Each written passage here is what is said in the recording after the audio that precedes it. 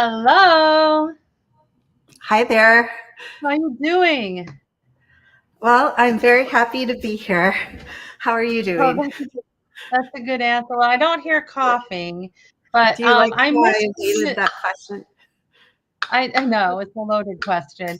I missed our shows in between.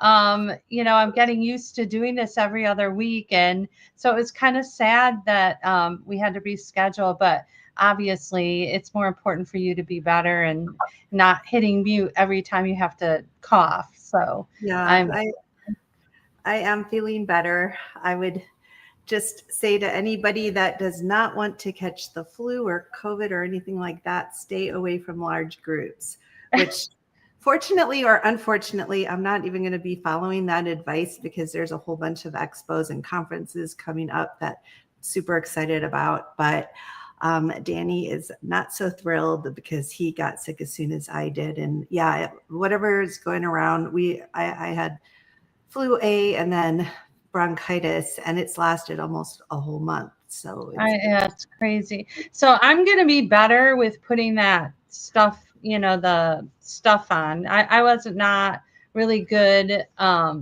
wasn't good about doing that. And it's interesting because we shared a room, and when I got home, I just got the sniffles, and I'm not totally into like supplements or herbal things, but I took that. I don't know how to pronounce it, so anybody out there that knows how to, cochleola. It's like these little like pellets, and you put them in your mouth and they melt. could you spell So that, please? no, I wouldn't even be able to smell it. And yeah, it's like sugary. And you take it 3 times a day. And I did not get it as bad as you, and we shared a room, so I would have thought I would for sure be as sick as you were. So I think that, and then I took, of course, heavy doses of vitamin C and all that stuff. So maybe that worked. I don't know. Yeah, So but yeah, and just not getting run down and getting extra sleep and stuff like that definitely I think could have prevented it too. So this whole week, I've been just going crazy because I keep thinking about where do lost things go. So I thought I didn't even tell you that I was going to talk about this. So this is probably very spontaneous for you. So I'll start this out with a cute little story. And then I'm really interested to know what you think and what everybody in the chat thinks. A long time ago, I had a neighbor, and she, we would, like, when the power goes out in the streets, like we would stand on the stoop and just talk to each other, neighbors, because you're like, oh, why is the power out and all that stuff. And so we had this like conversation, and she said, Michelle, I lost my wedding ring. And I said, oh my gosh, you're kidding. She goes, no, I can't find it. And she goes, I think I lost it in the car. And I'm like, really? And I said, okay. So we took a look in the car, nothing. She's been looking for days, nothing. And then about a couple days later, she comes up to me and she says, Michelle, I found my ring. And I'm like, where? And she said, it was just sitting on the seat, on the driver's seat. And I'm like, but we looked like 5 million times. We looked for that. And I was just like, what is going on? And then I heard these stories from people that talk about like things, they could like go into different dimensions and then pop back. Or maybe you have like a spirit that comes and wants to like be a trickster and, hides it from you. Or I don't know. Like, I'm just interested to know if anybody has any theories about where do lost things go. And don't even get me started about socks. You Well, know, socks the in the drawer. socks are definitely a huge mystery. But yeah, I have a good friend, Gail, and her husband couldn't find his engagement band, and he was positive that he had lost it where he worked doing massage, and they searched the whole place, tore it apart, couldn't find it. They searched for a few days, and then one day they came into their bedroom, and I'm pretty sure, if I remember correctly, like the bed was made and sitting on the bed was the ring. And he could not believe, like, she did not put it there, he did not put it there. Like, they were so freaked out, like, how did it just get there, sitting there like that?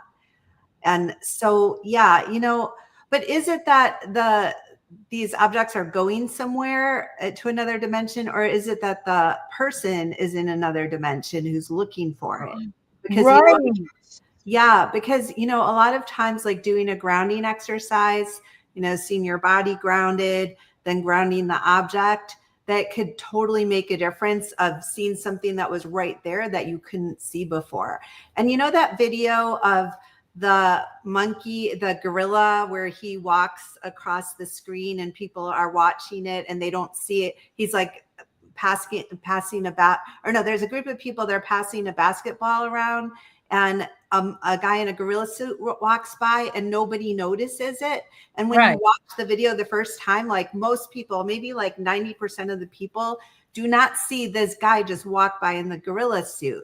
Well, how is that possible? Right? Like, we've got our attention so focused on the ball that we don't see someone right in front of us we're not expecting. So I think it might be something like that. I kind of like slipping into another time continuum. I like that better. This could be a good question for our guests tonight, because Elly Flippen, she wrote the book Conjunction World, and it really is very much about like time slips or time warps or all sorts of strange phenomenon out there that we don't understand, but that's been documented through every culture, through every period of time. And I think that she might have some thoughts on this topic. Oh, well, maybe we should bring Ellie on and try to help answer our crazy question. What do you think? I don't know one's going to believe that we planned this like for the introduction, but I think this would be a perfect time to bring her on, unless anyone in the chat has any compelling thoughts on the topic. Yeah, that would be interesting. I'm seeing, let me just contact producer Adam, because it says he's not connected. So, yeah, so let's find out what's happening.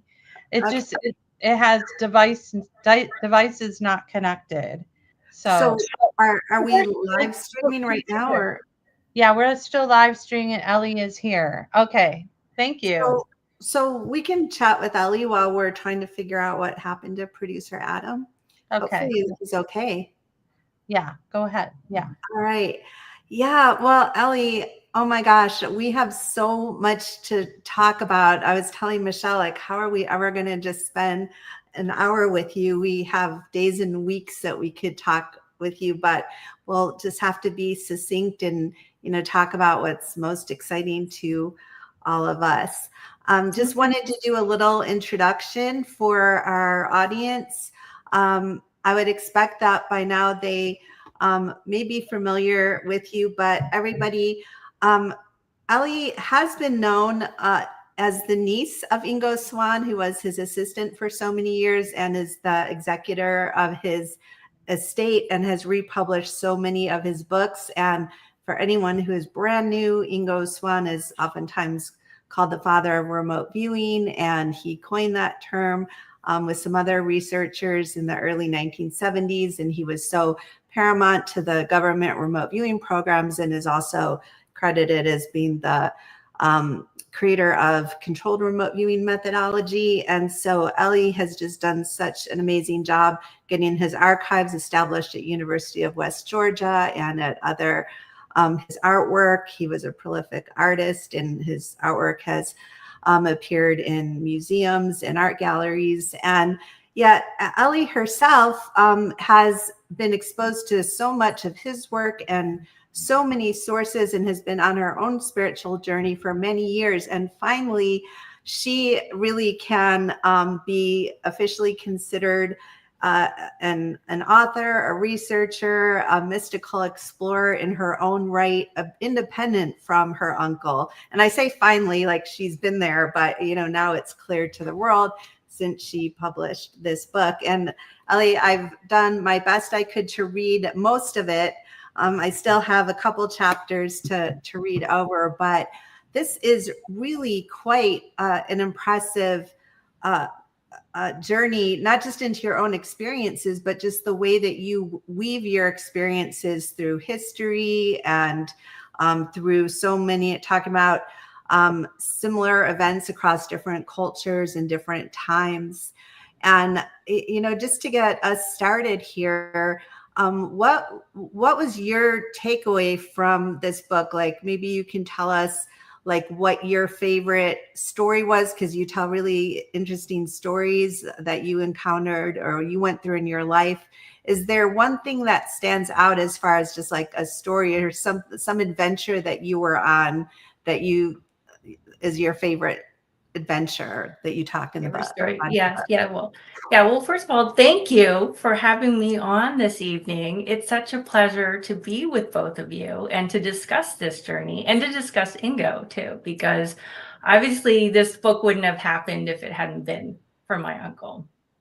And, ultimately you said it was a journey. And when I looked at it, I did look at it as, I want to go figure out, because Ingo said, we're not alone on this planet. And I wanted to figure out, well, what does that mean? Like, what does that mean? Because he would always tell me stories about the fairies that he saw, or the gremlin that was on the light pole in the corner of the Bowery East Fourth, which was like just one building away from his building.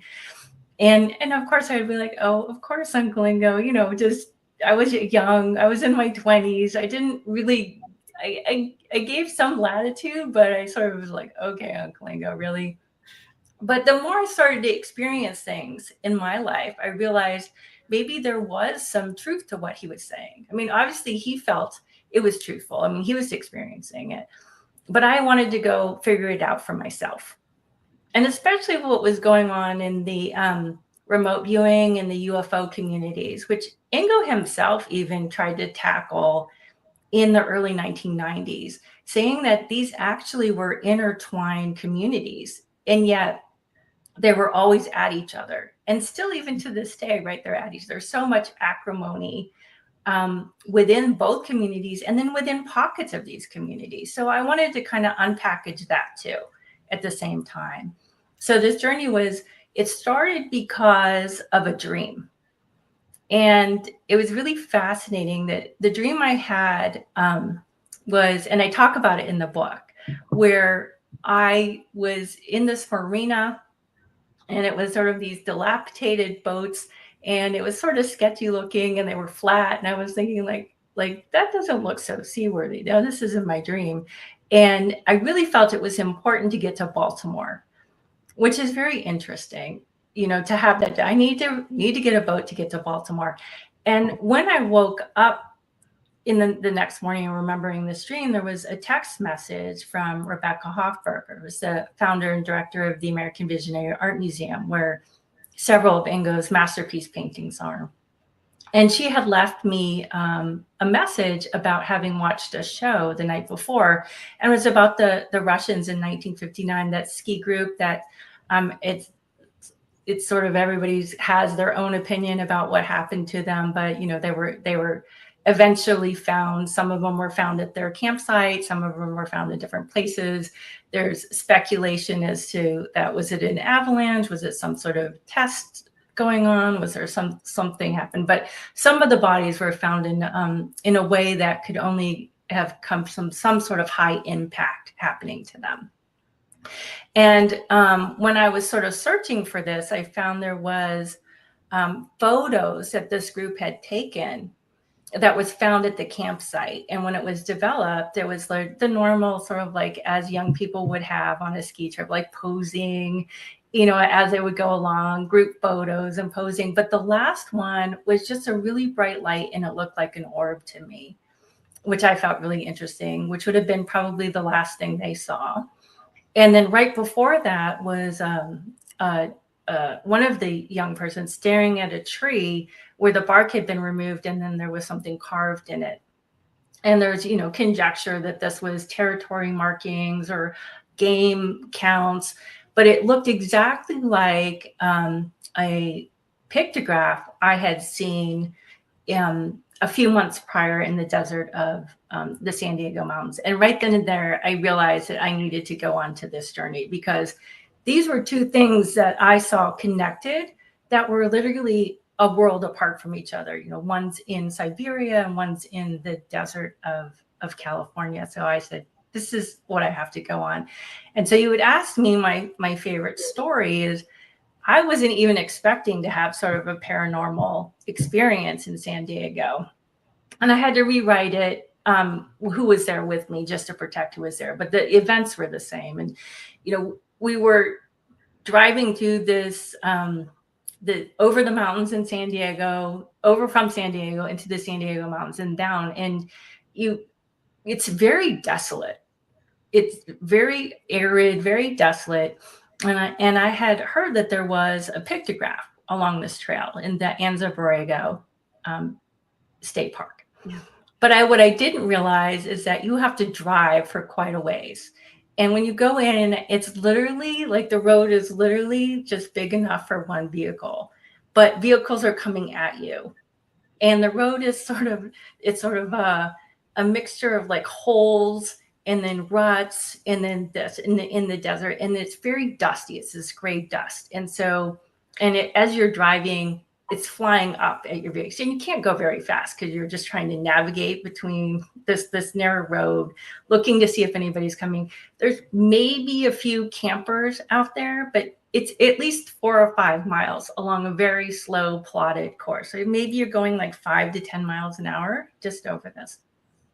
So I was very aware of like who is around us, because you can see for miles. You can see everything. You can maybe, like I said, there's a camper here or there. And I'm like, who is out here camping in the middle of nowhere? There's no services. There's no restroom. There's no nobody's coming out there with any kind of facility. I was coming out with a food truck, for goodness sake. Like if you're out there, there's no water. There's no cell phone coverage. There's nothing. It's right. totally And so, desperate. right. There's nothing. And so I'm very aware of like who's in front of us, who's behind us, because you have to make adjustments. If somebody's coming, you have to like get over into the brush to let somebody pass. So you can't go very fast. So very aware of who's around us. And like after 4 or 5 miles, we finally got to this big spot, which is like a parking area. And it's not like anything is very well marked. I think this is the trail to the pictograph, but at least we parked. So and it's a big, maybe like 50-yard circle. So we are parked, and I'm using the restroom. Other person's using the restroom, and then and so we're very aware. And all of a sudden, this car comes over. So it was a little hill into this big sort of park area. And we look at each other like, where did they come from? Because there was no one behind us on the road. Where did they come from? It's just there. Right. Like, and I think what was concerning, and I didn't really pick it up at the moment, was that no dust was coming up from this car. It was a white car. Our SUV was coated in this gray dust. There's no dust coming. And I'm like, okay.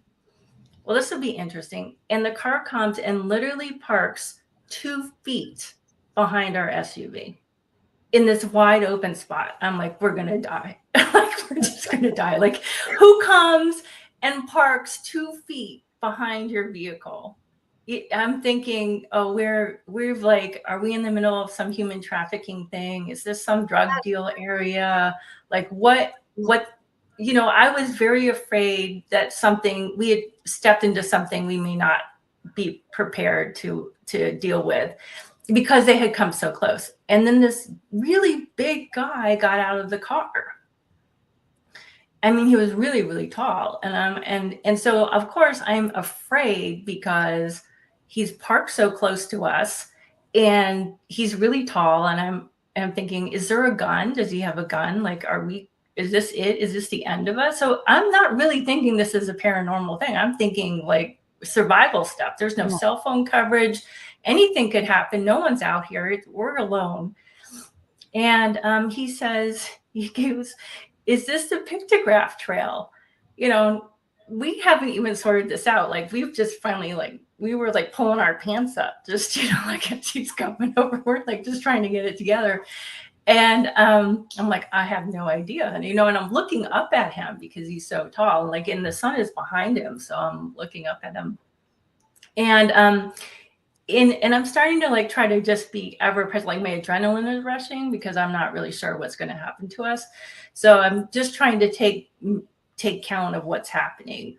What's he dressed in? And I start to see like, there's things a little odd. Like he's got everything, a shirt and pants and boots and these sunglasses and a hat, but they're not like of the same decade. You know, I'm like, it's not really, it's sort of registering, but you know, I'm like hyper vigilant. It's sort of registering, like something just doesn't seem right. Like I'm recording it, but I'm not analyzing it, but something's off. But he's really, really muscular and he's really tall. And I'm thinking, well, okay, well, we haven't died yet. Like maybe he'll go on a hike with us and maybe he'll be kind of cool. Like this could be like, you know, cool kind of guy. Like, so I'm going back and forth between like, are we going to die? Or maybe this guy is kind of cool. And he turns around and he goes off and he sees like in the distance at the trailhead, it's sort of like where realtors leave little information in a box. Like there's a little plastic box that has materials. I hadn't noticed it because of course we hadn't really looked at anything. And he goes off and instead of like running, he waddles. Like he's very fit looking and he's waddling. And I'm like, that's not right. That's not right. And he comes back with a piece of paper and he hands it to me. So I'm literally in some sort of exchange with this person. He hands me a piece of paper and he opens it and he goes, go to number 7, just number 7. And I guess that's where the pictograph is. And I'm like, okay. And then he just gets right back into his car. And as he's getting in, he's like, so much more to see. Gotta go. So much more to see. And I'm like, dude, you've seen everything that there is to see out here. I mean, it's just flat and scrub brush and cacti, and that's maybe it, and dirt and dust. I mean, that's it. That's all you can see. Like, what do you mean more to see? Like, why did you ask us if this was the pictograph trail and then just tell us there's more to see? And then he goes back the way he came, which is, I was like, if there's more to see, why don't you keep going down the road? And his car doesn't kick up any dust while he goes. So I am like, what just happened? Do you remember what kind of car it was? Yeah, it was a white Mercedes. It was a white Mercedes. So that's why I was initially thinking, well, maybe, right? Like this might be okay. Like a low white Mercedes, like you definitely needed an SUV on this road. Like, yeah. You definitely did. So the whole time I'm thinking, okay, well, let's go to the pictograph, but I'm still uncertain if something's going to happen to us on this trail. Like, did he just like go to check us out and then radio in like, this might be a good group to like kidnap? Like, I don't know, should we still go on this trail? Like, I still haven't figured this out, but I'm like, okay, we're here, we'll just do this trail. But the whole time I felt like we were being watched. I really felt like there was a presence there and I couldn't, describe, again, feeling like, have we wandered into somebody's territory? Is somebody watching us? Yeah. That's what it felt like. And when we finally got to number 7, so this was not the pictograph trail. This is a different kind of, with large stones that the indigenous people would carve out so that they could grind food in and stuff like that on this trail. But it just so happens that at number 7, there are 9, I think, on the trail, 9 stops to look at different things, is a boulder with a pictograph on it. Wow. And as we get to the I can see the pictograph and I just have this immense feeling of dread, this whole time of like dread. And we're being watched. I don't know if this guy's coming back. And then this feeling that there's something not right about this pictograph. And go to touch the rock. I didn't touch it, but the person I was with touched it and said it's like vibrating. And I was like, get your hand off that rock, get your hand off the rock. And suddenly it sort of came back to me, and I talk about this in the book, where I had an experience with Ingo where a shaman came to 357, which was Ingo's building. And I had an experience where I had drawn a pictograph, and what I had drawn at that time, so it was like 95, 96, was exactly like this pictograph on this rock. Wow. And the fish, was that the like, outline of the fish? Yeah, so it was the outline of the fish that I do, but I also saw like a healer like holding up their arms. And so the pictograph is two things. It's like a healer holding up their like a barrier. And then there's a figure with 6 toes, a large figure above it with like 6 toes, like it's holding it back.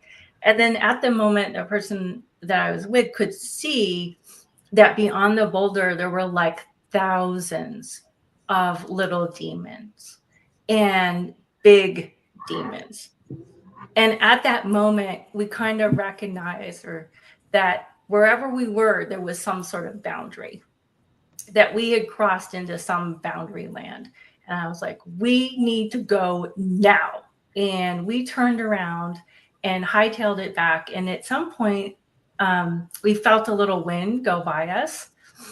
And I had this moment of dread that something was happening back at the SUV. Like I felt like the tires were slashed or something had happened to the engine. Like something was happening at the SUV.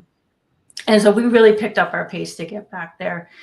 And when we got back to the SUV, on my side, which was the passenger side, in that gray dust were little fingerprints, 6 of them on the door.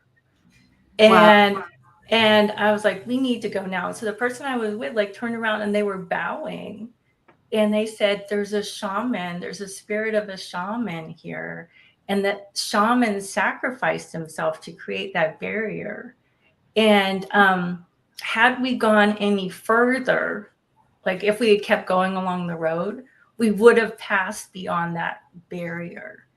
So I kind of felt like whatever came in that white Mercedes and interacted with me kept us from going any further. So like number 7 was the furthest to go, not to go to 9, not keep going, or not to keep going on the road. Some sort of entity that was able to materialize and interact with me, which was probably why it was waddling and why not like dressed, but kind of in a strange kind of way, and couldn't stay very long. Wow. And so that's when I realized, I think there's a lot more going on here in the world than we realize. Yeah.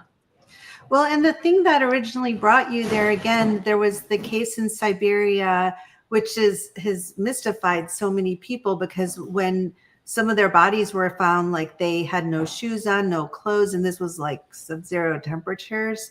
And there was this speculation like that something must have happened inside their tent to like make them have to go out in those conditions, knowing that they would be dead very soon. And and then others like were like mauled, like they had like their eyes missing and different body parts. It was really disturbing. But you said that there was the symbol.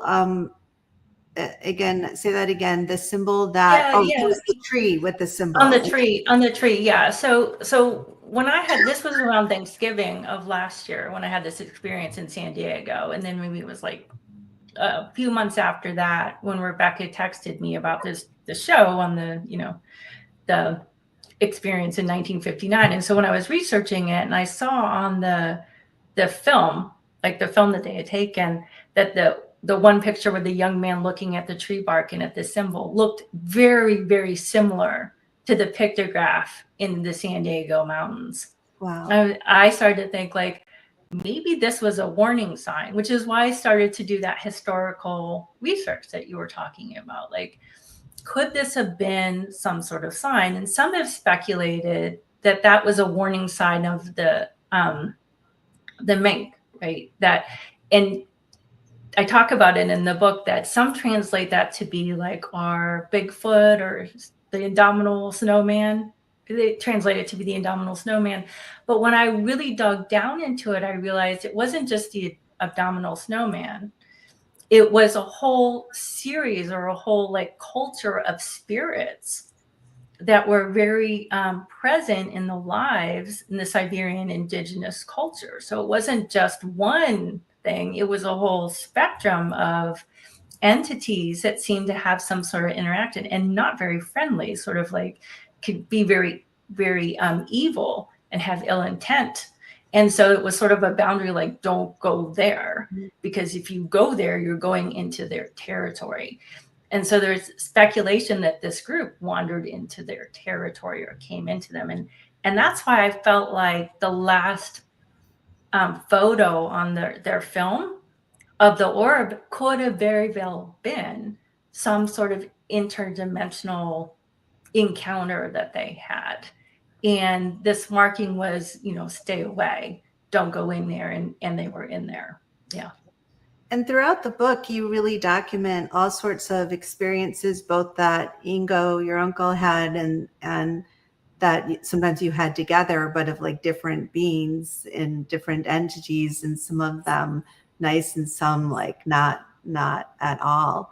Can you share maybe another experience around one of those entities where you really became positive or a lot more confident that it really existed, that it wasn't just a fictional character Ingo came up with? And Ingo came up with, yeah. Well, I talk about what happened when the shaman came. So that was in the middle 1990s. So Sandy Wright was one of the founders of the Friends of Ions. So what you like the sort of foundation for Ions, so a big fundraiser. And she was just a marvelous woman.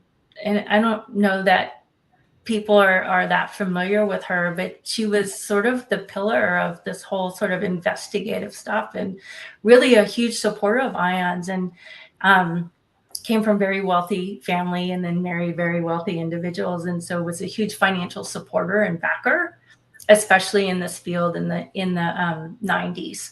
And so I think a lot of the organizations that we see today owe a great debt to her. And so but people get lost, their names get lost in time. But she was such a remarkable woman and such a kind woman and such an explorer. And so she was a great friend of Ingo's, and she was always bring different people to 357 to meet Ingo. And on this occasion, she was sponsoring a shaman, and the shaman was very sort of to raise awareness with healing ceremonies. So there was a documentary crew or some sort of film crew that was filming him. Not that he would actually do a healing ceremony. He was just sort of explaining the process of what he would go through in a healing process. And they thought Ingo's studio would be like the right kind of environment to do this in. So Ingo's studio at 357, the basement is sort of half underground. So it's not fully underground, but very dark. So probably caved it with his paintings and all of his iconology that really like they felt like this would be such a perfect place. So the way down into it was from the street level, you walked upstairs into 357, and then on the first floor is sort of above the street level, and then downstairs into the basement. And that door is a very, very heavy metal door. And you would open it by pushing it out, and then it would catch on the wooden floorboard. So you'd really have to, it would get really secured in place. So either the door was open or the door was closed, because the building wasn't exactly level. It was built in the 1800s, so not really level. So, right, you gotta like push the door, push it open, and it stays. And then Ingo's bedroom was in the back of 357, and there was a little window, and he had an air conditioner in there, and a lot of duct tape around it, and it was glued. So you didn't like that window did not open. It wasn't gonna open. Like there's just no way. So that was really it. So I had the door open. Shaman and Sandy and the film crew all came, and I talk about that. I actually think there was literally no outlet in the basement 357, although I found an old picture where I saw an outlet, but nothing is plugged into it. All you see are extension cords, not into it, around it. So I believe that Ingo used an outlet on the 4th floor, and extension cord snaked down the elevator shaft to a big power outlet that was by the elevator, and everything got plugged into that. And it was always mystifying to me, but you know what? The building was held together by extension cords and duct tape. That's really how I explained it. So the film crew sort of set up near where this power strip was, where Ingo sort of had like so we sort of showed like sofas and chairs. Most of the group, so Sandy came with maybe a group of like 5-7 people.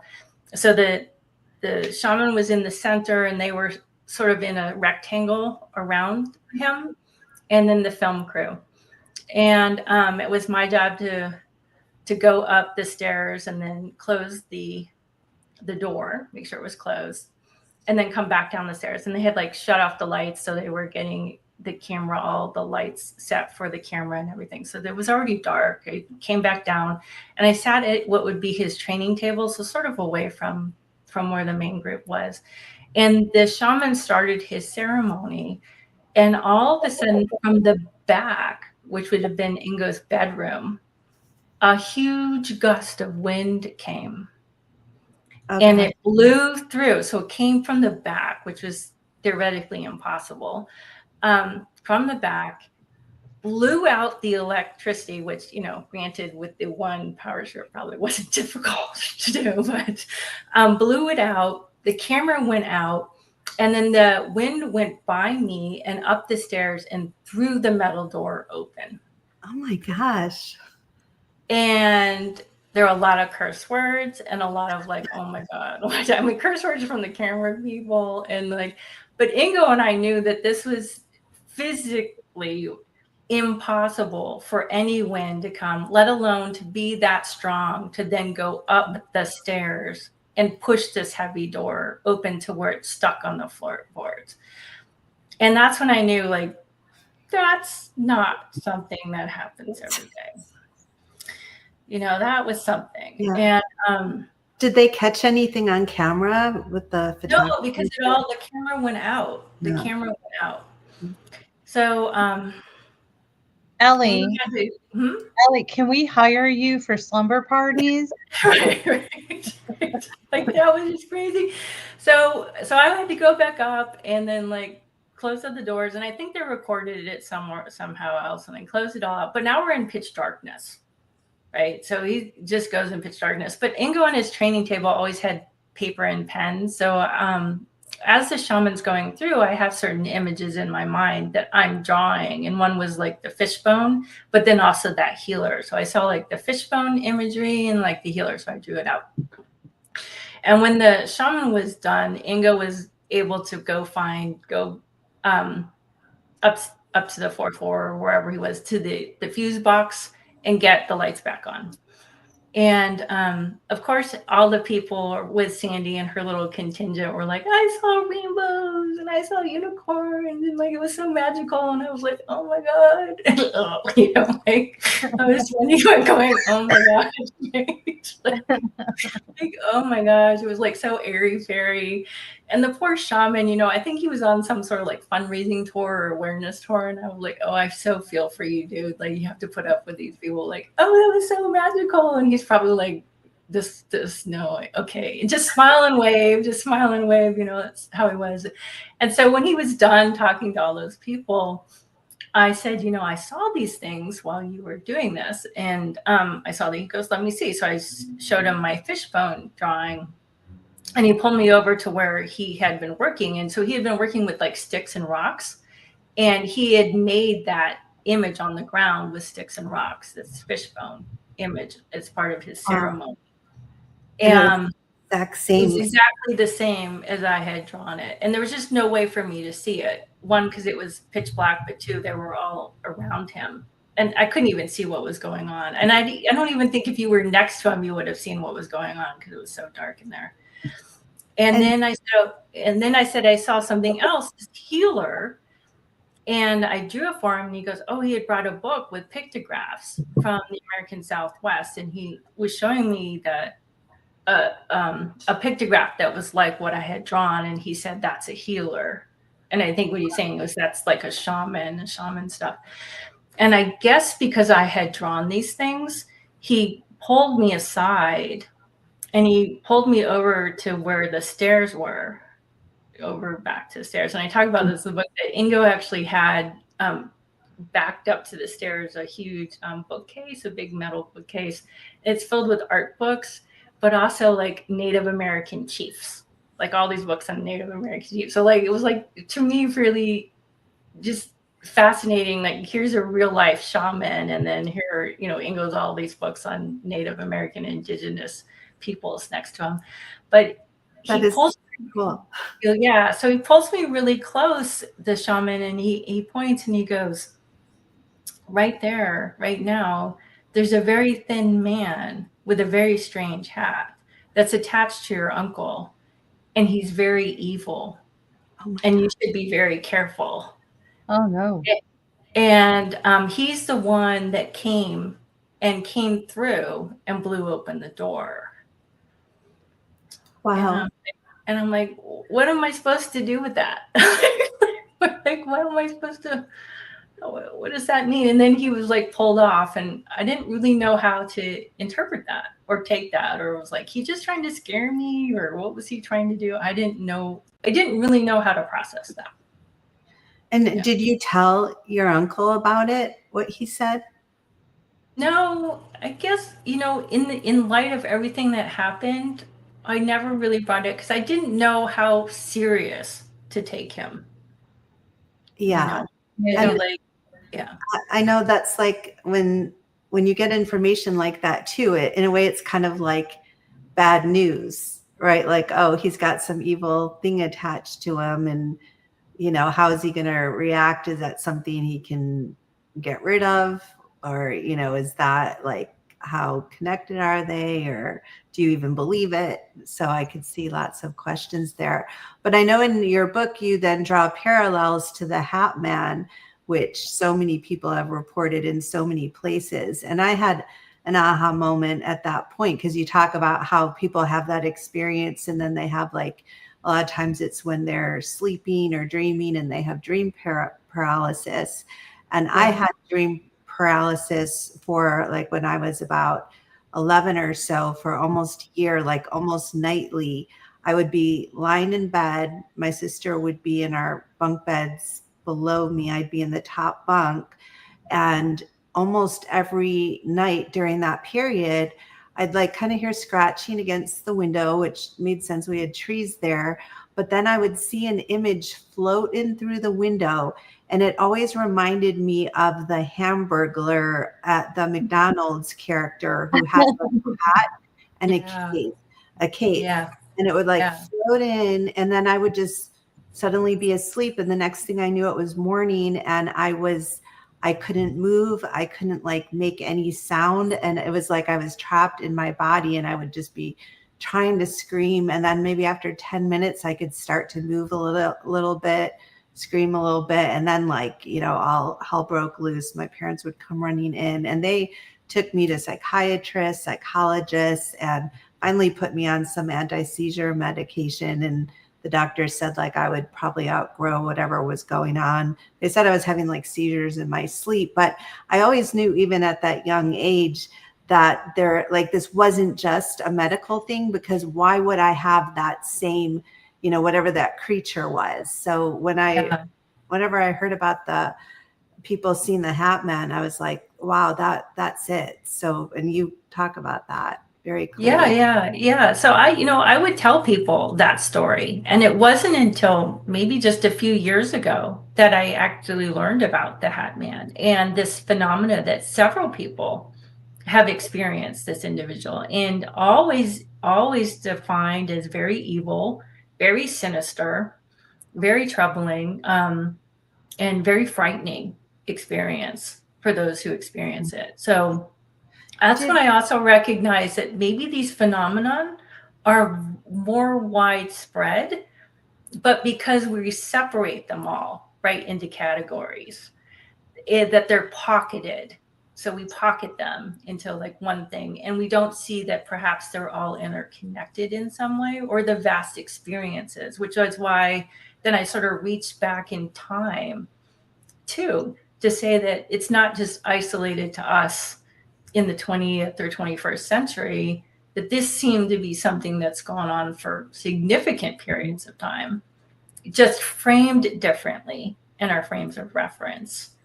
That, you know, for cultures in the past, how they may interpret something could be vastly different in terms of the imagery, but the experiences seem very similar. Yeah. And doesn't, oh, sorry. And with the Hat Man, isn't there like usually following has there been any shadow people? Because a lot of people will talk about Hat Man, but they also talk about shadow people. Did you have any experience was that kind of drawn into it? Well, I do talk about in the book where I would often apartment sit for the couple that was on the second floor. And they're a very wonderful couple. And I talk about one night where I was on the bed and the cat just froze and looked up at the wall. And so, of course, I like trailed the cat's eye, like, you know, like, what's up there? Like, is that a cat? Like, what are they looking at? And the room was suddenly very cold. And I looked up, and from the wall, like, blood was seeping down from the wall. And it was sort of like we were both mesmerized by this, like that. Yeah. It was cold and the blood coming down, and then it just broke. The moment broke, and warmth came back, and the blood disappeared, and the cat took off. Yeah. You know, the cat, and I was like, I'm going wherever that cat was hiding. And I was like, I will hide with you. We can hide together. If I can get in where you are, I will be in there. And I talk about the third floor. And it seemed like the third floor was always a point of contention for Ingo. Like, he tried many times to clear it out. I didn't know that, but after incidents that I talk about in the book, just not only that, but when I first lived at 357, there was this astrologer, Charlie House, who lived on the floor. And after I moved out, he actually passed away in the mid 90s, and Ingo found him like in his bed. And subsequent to that, there were just the French artist who moved in started to paint very dark paintings and very depth oriented painting, very scary paintings, and then developed cancer and passed away very quickly. And then the couple who moved in after that, they were always fighting. Like, we could hear them fighting all the time. And that's when I was like, Uncle Ingo, I think this floor needs house cleaning, and, you know, like, not the, you know, sweep it up kind. Like, I think you need something serious, which is how medium and ghost hunter Paula Roberts came in to clear it out. And I thought that was the first time, but I recognized that was not the first time that there was an attempt to deal with the third floor. And Ingo said that when he first moved into the building, there were a pair of prostitutes who lived on the third floor. When he was just a tenant when he first moved in, before he bought the building. And after he bought the building and he was doing work to get it ready for new tenants, he recognized they had painted an upside down pentagram. And that was just about above where I had seen the blood coming down from the wall. And when Paula Roberts went up to the floor to investigate it, she actually felt like there was a dark hole in that area too. So although I never really saw shadow people, I always felt like there was something there. Okay. Something not like on the third floor, but something like looking in the paintings. Like, he never really wanted to be alone in the front room of his fourth floor, because I felt like there were things watching, but I never saw it as like a shadow person. It was just more of a feeling of not being alone, I would say. Yeah, Kat in our chat, this is interesting. She said opened a portal, which is, that makes sense, that like something opened up. And Yeah. So related to this, now you spend quite a bit of time in the book talking about Ingo's experiences with UFOs and alien intelligence. His book Penetration is it's certainly one of my favorite of his books, and so many other people. And can you talk a little bit about that, about really when he first told you about his experiences with the UFOs, and can you just tell us what he told you personally even before he wrote that book? He told me the story about the UFO in Alaska. He said it was Alaska, and he told me the story about seeing it come out of the water and then materializing. He was like blindfolded, or he was taken in a plane and they flew for hours. Was that? Yeah, he didn't tell me that story. He just said he saw it in Alaska. He saw something come out of the water and materialize. It was just, I kind of felt like he was testing me to see how believable that story was. I felt like maybe it was real, but I felt like he was testing me more than like, what would be her reaction? Like, you know, like you're in like marketing, right? Like a target audience. How would this target audience absorb this? Because I had been in business school, I felt like it was more like that than anything. And I say that because in reading Penetration and thinking about Penetration, afterward, I didn't read it until after he passed away, actually. I didn't read it until we started to prepare it to publish it. I started to notice little things that were off. And I had also reread Jim Schnabel's book about remote viewers. And in that book, Ingo's sort of talking about, he hasn't written Penetration. So this is, you know, when Jim Schnabel's with Ingo is like 94, 95. The book's published, I don't know, about that time. So after that, so this is before he's written Penetration. And Ingo's talking about a story that's like what he wrote in Penetration, but it's not the same. So if you go to that Remote Viewers book, you'll see a story that's similar, but not the same. So I was like, oh, that's why I started to put the pieces together. Like what he was telling me, these discrepancies I was reading, this different story in Jim Schnabel's book, I started to recognize that maybe Ingo's telling us this outlandish stories because he can't tell us the truth, because he is in jeopardy of any number of reasons. Maybe he's signed some sort of document. Maybe he's been threatened. Maybe he knows what happens to people if they tell the real story. So he writes this sort of fun adventure book, but the subtext behind it, if you pull out the pieces, you can put the story together.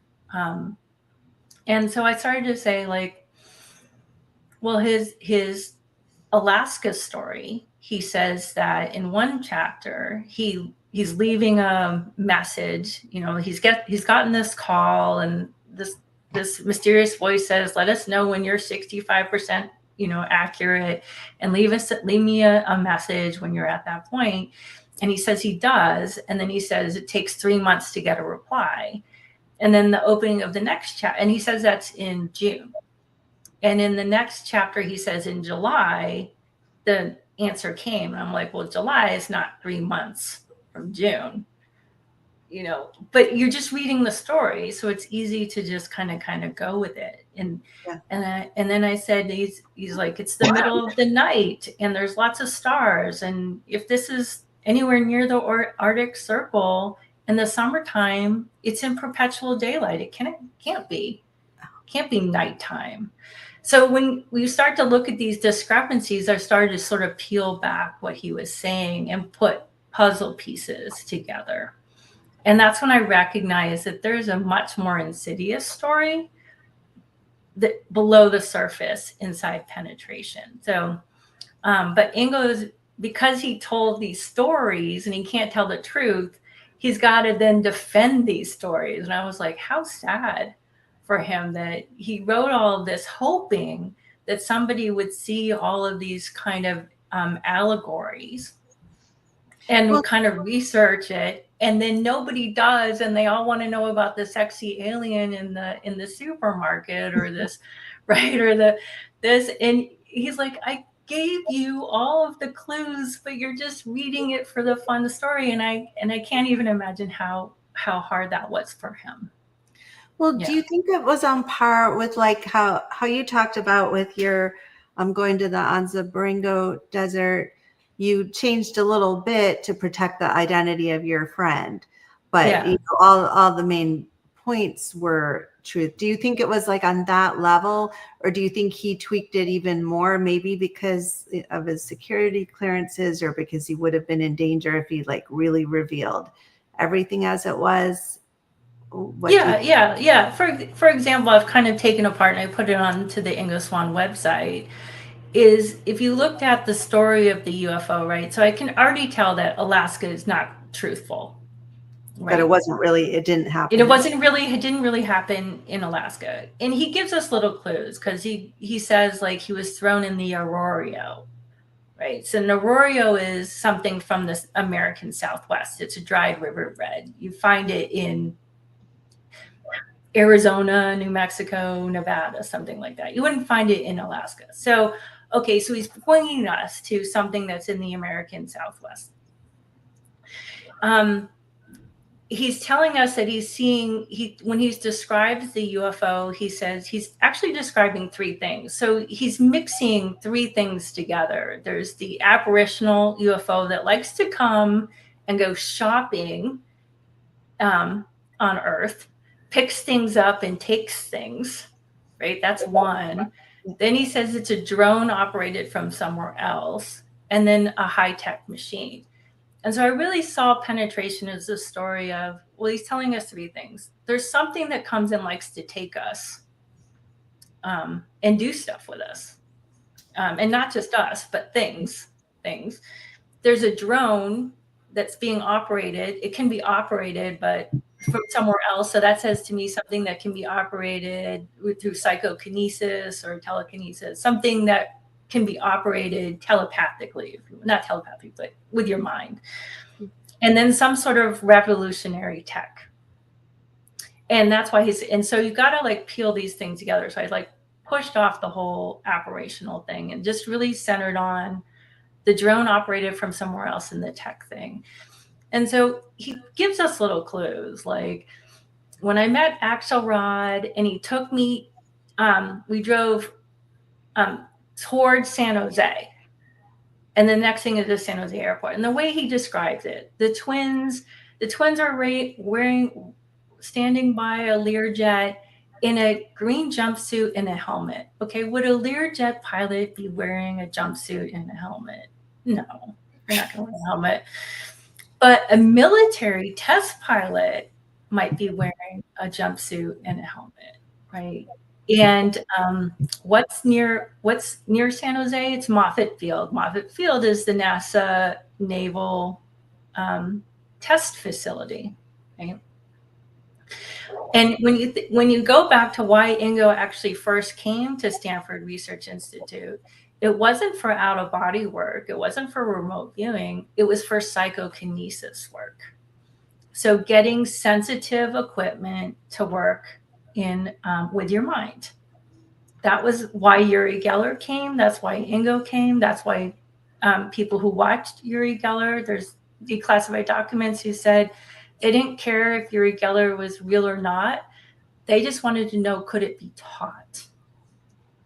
And when I went back and looked at the MK Ultra sub-projects that dealt with ESP, the sub-project 136 was done at Cambridge Air Force Labs, which was their most prestigious. It started out of Harvard. It was their most prestigious stuff.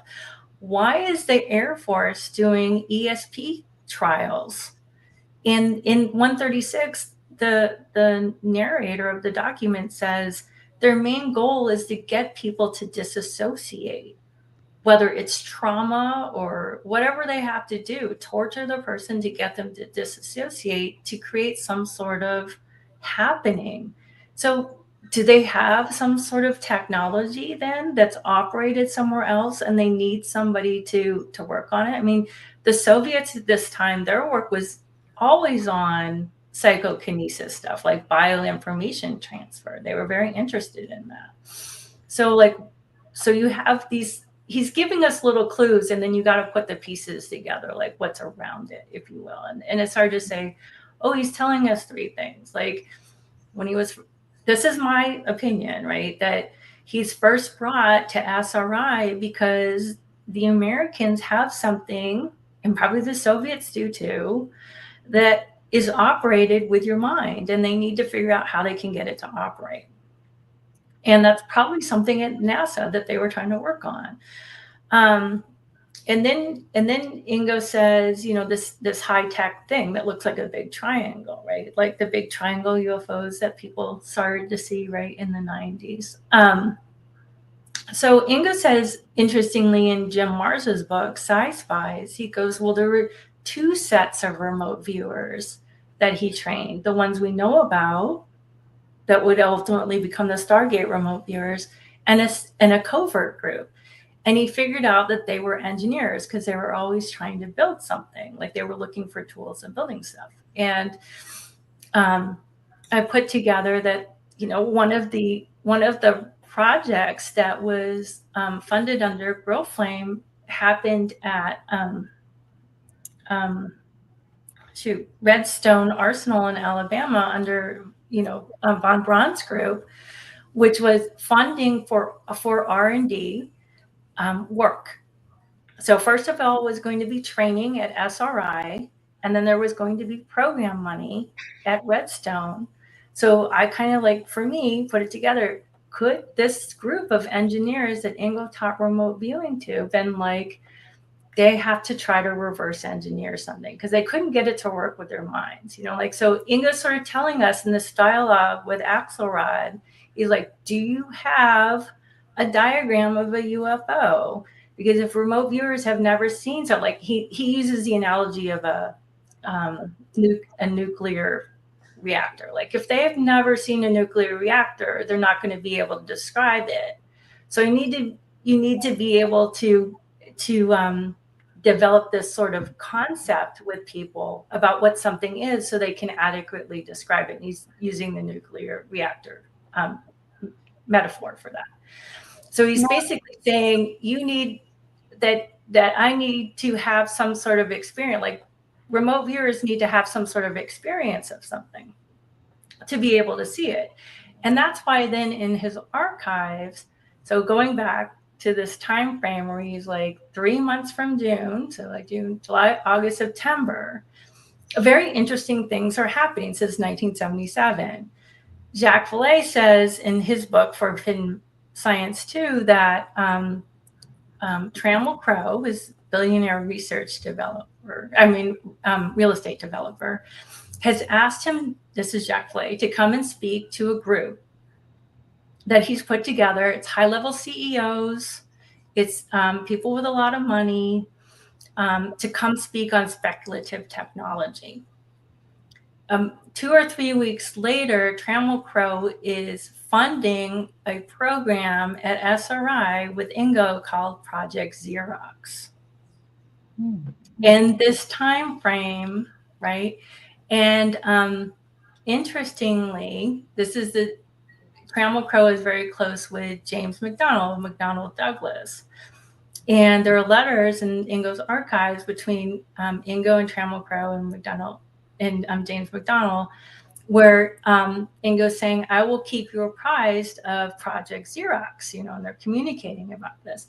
And in these correspondences, Ingo says that he really appreciated, so I didn't know this, that apparently he was flown to St. Louis. I really enjoyed meeting all your friends and being shown everything. This is in that same time frame, right? It was very helpful. And then in December of that year, and then I'll keep you apprised of Project Xerox that Trammell Crow is funding. This is right after the speculative technology lecture that Vallée's given. And then in December, in the logs of what SRI was working on was something in Arizona.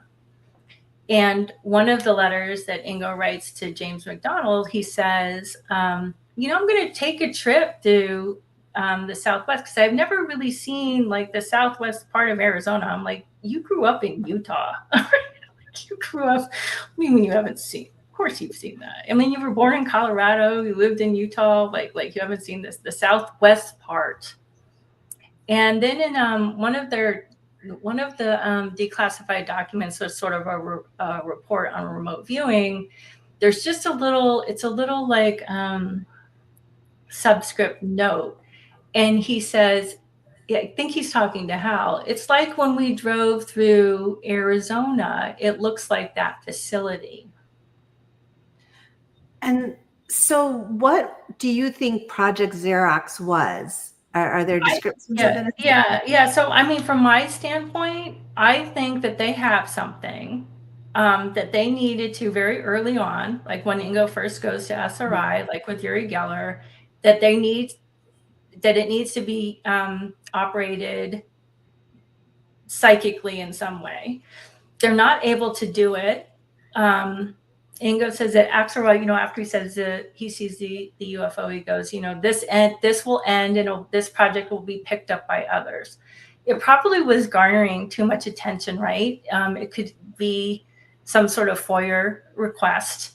So it probably went subterranean with the aerospace industry, so that it would be on FOIA, right? So that nobody could sort of figure it out. So I think Project Xerox was a collection of some very rich individuals who understood that there was technology, that they couldn't get to operate it. So instead they trained groups of remote viewing engineers to reverse engineer it. And then all of a sudden we have this big black UFO technology. And as far as knowing that he trained a group of engineers, because I hadn't heard of that, are you getting that just from Jim Marr's book, or is there also evidence in the archive? And what was no. Yeah. So Jim Marr just says that when he was interviewing Ingo, that Ingo said there, and it's in his book, that there was a second group that he trained, a very covert and very black group that he trained. And people may not be aware that McDonnell Douglas, he was one of the main funders, if not the main funder of the Ryan Institute, right? J.B. Ryan's work for a long time. He very well funded that, and that was prior to the work that Ingo was doing at SRI and everything. But then just maybe a final question before we have to go. So towards the last 1/3 of penetration, Ingo talks a lot about how scared people are of telepathy. He says that that's one of he feels that's the reason why there's so much resistance, because if people can read each other's thoughts, then they can't keep their secrets. What are your thoughts on that? Because I remember when I was reading the book, like I kind of thought like that part of it was a little bit disjointed from the other parts. So now, like what you're saying, where he was really trying to communicate something, what do you think about all that? And then I also do have a question about the Russian book. Like we have to talk about that. The Russian book, yeah. So penetration is sort of a little strange enigma, right? You have the first third, which are these crazy, wacky stories. The second one, which is about the moon, and then the third about the need for us to develop telepathy. Right. And it's not just telepathy. He's saying something else plus telepathy. And I think this something else would be sort of akin to like Star Wars, the Force, right? This kind of flow of interconnectedness to all things, both animate and inanimate and across multi-dimensions, right? This ability to tap in to something greater than ourselves, this interconnectedness to ourselves. And I think he's writing this part on telepathy to say is like, not that we can communicate with others, but we can learn how to keep them from communicating or basically controlling us. And not necessarily entities, but maybe this mind control that the government or advertising or what have you is directed at us, that we have more control over our thinking process. I think that's right. I mean, the Mars chapter, to me, the missing Mars chapter says that I think he was going to connect the moon to Mars to us being on Earth. I think it was going to be a radically different book. And instead, he was kind of left with these wacky stories where he's trying to tell a story. He's got the moon, but he's missing Mars because he was going to connect those two together. And then this telepathy, which was like, hey, people, we need to learn that we can defend ourselves from the invasive telepathic things that are happening. I think that would have been more the gist of the book than the way it came out. Yeah. And that would make sense. Yeah. And, that goes, certainly what I've observed and discovered over the years where, my sometimes my own thoughts, my own decisions or ideas are not my own. It's like, might not realize that at the time, but it's like, oh, I just had this idea. And this has happened like with Michelle and I too, like where I have an idea and I share it with her and she's like, when did you come up with that? Because I've been working on that and thinking about that, and you just stole that. And Mark Twain has a book series called Mental Telegraphy, and where he completely discovered that he would have like an idea and he'd become obsessed with it. And then sure enough, like he'd receive a letter that someone wrote like 6 months ago had to go be delivered across the ocean. And everything he had just thought about was what was in the letter, like asking him if he would, get in touch with a publisher and carry out these steps. And it was all in the letter asking him for like someone he hadn't heard from in 10 years, who he had no idea was like doing what he had just thought about. And so his books are all about that, how he realized the contents of his mind were not just his own. So yeah, that's, and then, so just tell us, when I first saw Ingo's book on the Russians, what's the title of it? What will happen to you when the Soviets take over? What will happen when the Soviets take over? At the time, I was like, wow, that's kind of strange. And I didn't read it because I just thought, well, gosh, he must have written this like when the Cold War was so big and he was just like off about whatever his predictions were. Like, that's not an issue anymore. And that's what I thought, 5 years ago. But now it's like, oh my God, let's look at what's happening right now with Russia and everything. Can you just give us like a really quick rundown of what is his main theme in the book, and what did he think? Did he really think we were going to be invaded by the Soviets? Oh yeah. So Tom Joyce wrote a nice little piece that's in Stardust Highways, and he said, because he was the illustrator on that book and spent a great deal of time with Ingo. So he lived at 357 when they were working on the book together. And then there were quite a few people working on the book together with Ingo. And they all said, maybe you should say like, if the Soviets take over, right? like put the if and not like when. And Ingo was adamant with the when part of it. And if actually you look at the culture, it's a slow methodical, right? Where they say their game plan is not years, but like decades, right, of time, where they infiltrate a culture and take over from within, I think is what he was talking about. So he does give a little bit of history on the Soviet Revolution and a little bit of history of the politics. The vast majority of it is sort of like, if you're in this profession, this is what will happen to you. Sort of like an A to Z of professions, what will happen to you. But he does make a very interesting comment where he says that he called the ruling class in the Soviet regime, that he notes that there is, well, the way I interpret it is that there's a group above this ruling class. It's not just a ruling class. There's some sort of puppet master above them even.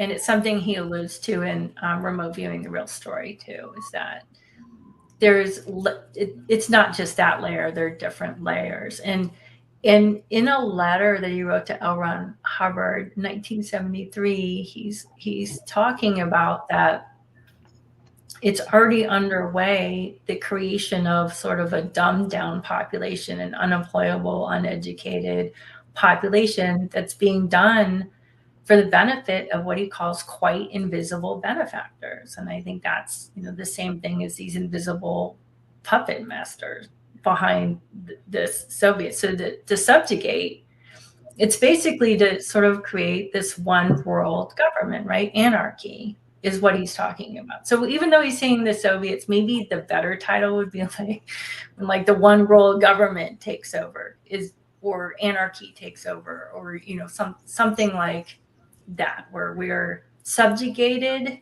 and our personal freedoms taken away on a number of levels, not just the direct freedom, but like freedom of thinking and freedom of expression and all those kind of things is what he's talking about in the book.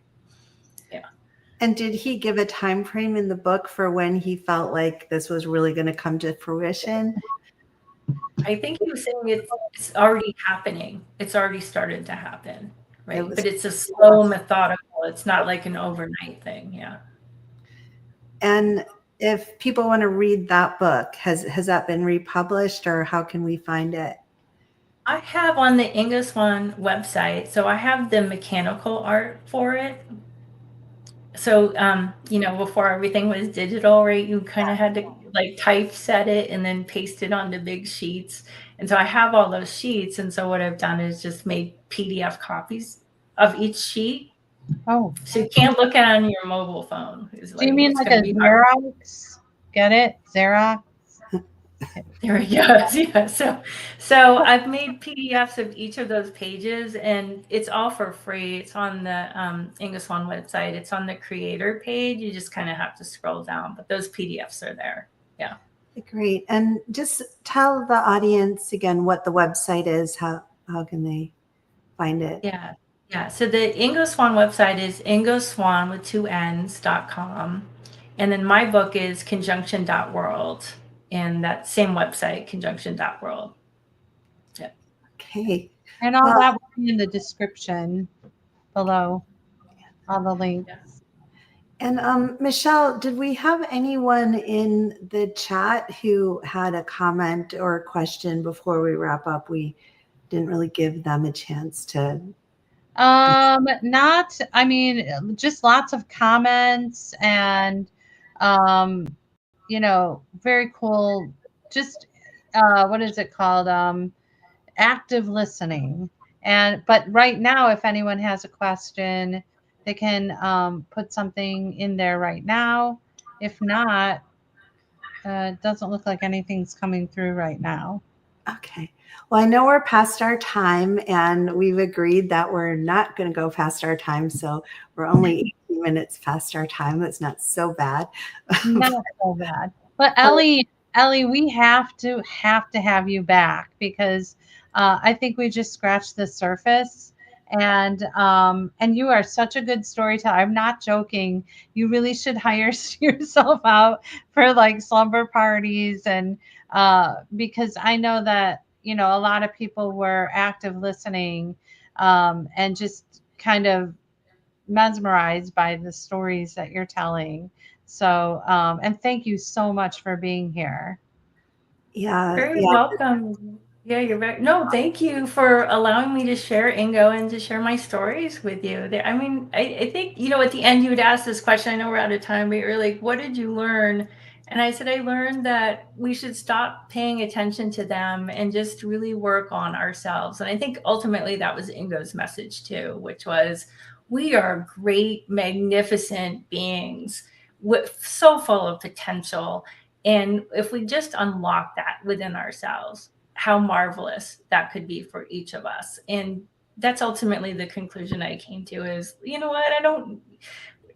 they're here, they're around, things happen, but you know what? I can be a stronger, better person and really focus on that. And ultimately that's the message I think Ingo would want to share with everybody too.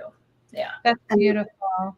Yeah. And would that include both like developing yourself as a person and also developing psychically to be more aware and to be more powerful with your intentions and thoughts? And Yeah, just like what you were talking about at the beginning of your, which I thought was so fascinating, when you were saying that maybe you're not in the right dimensional space, right? Or how to really ground yourself with these things, right? That's not to say that, everybody loses it. Like, I'm with you. Like, where did the socks go? Because I don't know where the socks go. Like, I don't know where they They go. go somewhere. there's a I Go sign. somewhere. everything turning. Somewhere they go. But I do think that is right. Like, being more grounded in yourself and what is around you, and being more present. And that was the other book that I was sort of talking to Michelle before we started about, which was, why do we feel there's more to us than we or anyone knows about? Because we've sort of been taught the definitions of words differently, like what aware used to be, awareness, and aware used to be, or perception. And just, Ingo said we have these marvelous perceptual awareness systems. Like, he would say, if we activate that, then we can become psychic humanoids, right? And this interconnectedness that we could feel to each other. So I think that's what he would say is, when you were talking, Michelle, about like our bodies as sensor, our bodies have a lot of senses beyond the five, and recognizing that and becoming more adept with all of the tools that we have in our bodies and our minds is what he would say, and what I came to the conclusion with too. Yeah. And right now, Kat just made a comment about that we're in the energy of feminine rising. And I was going to say, this is the dawning of the age of Aquarius age. Come on, everyone. You can sing for us, Michelle. We are. I know, right? Yeah. So, well, thank you again. And we will definitely have you back. And so have a great week, and we'll keep in touch. Good. Well, thank you too, and have a marvelous evening, and I'll see you again soon. Very soon. Bye. Thank you Bye. so much. Oh my gosh, that was awesome. I know. I think we were able to fit in like a good amount of topics, but I have like 100 more questions I wanted to ask her. So, Well, we'll for sure have her back for sure. So, and you continue to keep better. Our next show, everybody, please, get your friends to join us. We're having so much fun in the chat. But it's going to be close to St. Patrick's Day. So we are planning a show about fairies and leprechauns and gnomes and what else? What else? Any of those little kind of elementals. Yeah. Maybe even some mermaids. I don't know. Why not? You gotta have the mermaid. We could wear mermaid costumes. Oh, with the costumes. Oh my gosh. Giants too. Like, I think giants would be included. Giants. Yeah. Okay. Dragons. Yeah. Mystical. Okay. We're going to do that. Okay. Well, feel better, Deb. And thank you, everyone in the chat. It was a blast. I love you guys. And I look forward to the week after next. We'll keep you posted on everything on Facebook. All right. Bye, everyone. Have a great week.